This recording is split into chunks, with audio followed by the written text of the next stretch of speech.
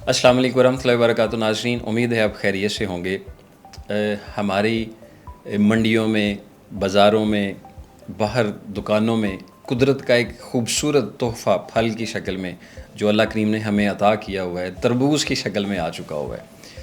तरबूज़ हमारे लिए बहुत ज़्यादा फ़ायदेमंद फल है। गर्मियों के अंदर अल्लाह तबारक व तआला ने इसको जो है वो हमारे लिए बहुत बहुत बहुत सारी अफादियत दे के जो है वो भेजा हुआ है।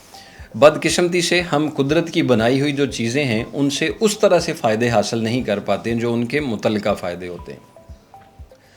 तरबूज़ खाने के साथ साथ बहुत सारी ऐसी चीज़ें हैं जो हम तरबूज़ के साथ खा लेते हैं तो फिर वो हमें फ़ायदे की बजाय नुकसान देना शुरू कर देती हैं।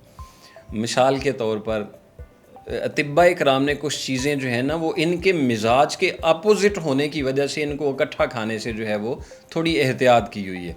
अमूमी तौर पर लोग कह देते हैं मैं तो खाना पिया, मैनू कुछ नहीं होता। तो हम यही चाहते हैं कि आपको कुछ ना हो, इसलिए इन चीज़ों से बचने की जो है वो गुजारिश करते हैं। अल्लाह आपने आपको बचाया हुआ है, अल्लाह मज़ीद बचाए रखे, लेकिन इनके साथ ख़तरा हो सकता है, कोई चीज़ ख़राब हो सकती है।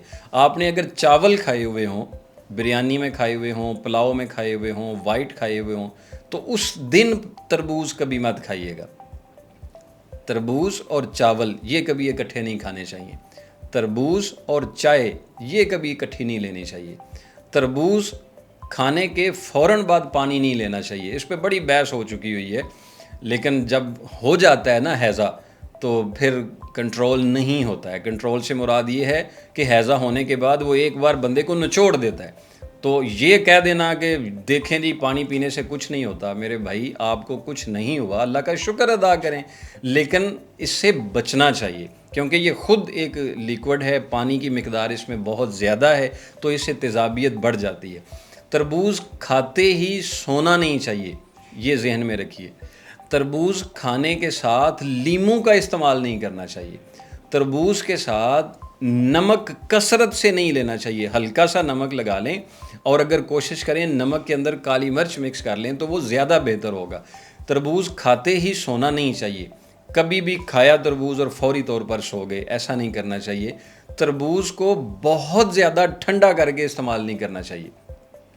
नहर में कभी आपने डाल के ना तरबूज़ खाया होगा, जब नहर के पानी से निकाल के बाहर निकालते हैं ना तो जितनी वो ठंडक है बस उतनी ही ठंडक रखें, वो आपके लिए ठीक है, उससे ज़्यादा नहीं है। बहुत ज़्यादा गर्म भी तरबूज़ नहीं लेना चाहिए, मतलब धूप में पड़ा हुआ है और आपने देखा है तो वो बहुत ज़्यादा हीट पकड़ रहा है, तो उस गरम गरम तरबूज़ को इस्तेमाल नहीं करना चाहिए, उससे भी मैदे के मसाइल बहुत ज़्यादा हो जाते हैं।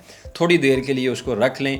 एक तरीक़ाकार ये भी देखें, जब भी तरबूज़ ख़रीद के लाएँ तो उसको काटें तो उसके अंदर देखें उसकी जो गिरी है, अगर तो वो अपनी तंदुरुस्ती में होगी तो फिर उसमें उसका जो गुद्दा है वो ढलका हुआ नहीं होगा, वो खारा नहीं हुआ होगा, ख़राब नहीं लगेगा, आपको नरम नहीं लगेगा। जब नरम लगे तो उसको फौरी छोड़ दें, वो तरबूज़ आपके खाने के लायक नहीं है।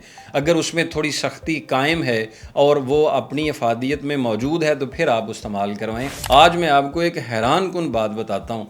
हमारे आका करीम नबी मुकर्रम सल्लल्लाहु अलैहि वसल्लम आप एक दफ़ा तरबूज़ जो है ना वो तनावल फरमा रहे थे, तो एक आदमी आया तो उसने देखा कि नबी पाक सल्लल्लाहु अलैहि वसल्लम तरबूज़ खाते और उसके साथ एक खजूर खाते, एक तरबूज़ खाते थोड़ा पीस उसका और साथ खजूर खाते। तो वो सवाल करने वाले ने अर्ज़ किया कि या रसूलल्लाह सल्लल्लाहु अलैहि वसल्लम ये किस तरह से आप तरबूज़ का इस्तेमाल कर रहे हैं? तो आका करीम अलैहिस्सलातु वस्सलाम ने इरशाद फरमाया मैं इसकी ठंडक को इसकी गर्मी के साथ मुतदल कर रहा हूँ, यानी इसको बराबर करके इस्तेमाल कर रहा हूँ। और यकीन जाने जब से मैंने ये हदीस पढ़ी उसके बाद जब भी मैंने तरबूज़ खाया और तरबूज़ के साथ खजूर खाई, कमाल मज़ा आया, कमाल ही मज़ा आया और कमाल ही उसका फ़ायदा हुआ।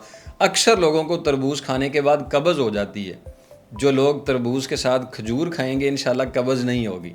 अक्सर लोगों को तरबूज़ खाने के बाद पेट में गरानी हो जाती है, वो तरबूज़ के साथ खजूर खाएंगे, वो तरबूज़ के साथ खजूर खाएंगे इंशाल्लाह उसके पेट में गिरानी नहीं होगी, हाजमा भी ख़राब नहीं होगा, बल्कि यही काफ़ी है कि हमारे नबी पाक सल्लल्लाहु अलैहि वसल्लम ने इसको इस तरह से पसंद फरमाया है। आप भी इस सुन्नत पर अमल करके सेहत हासिल कर सकते हैं। तरबूज़ भी खाएं, نبی پاک صلی اللہ علیہ وآلہ وسلم کی سنت بھی اپنائیں. اللہ کریم ہمیں صحت والی اور آپ کو تندرستی والی لمبی زندگی عطا فرمائے. چینل کو لائک ضرور کر دیجئے گا، شیئر بھی کر دیجئے.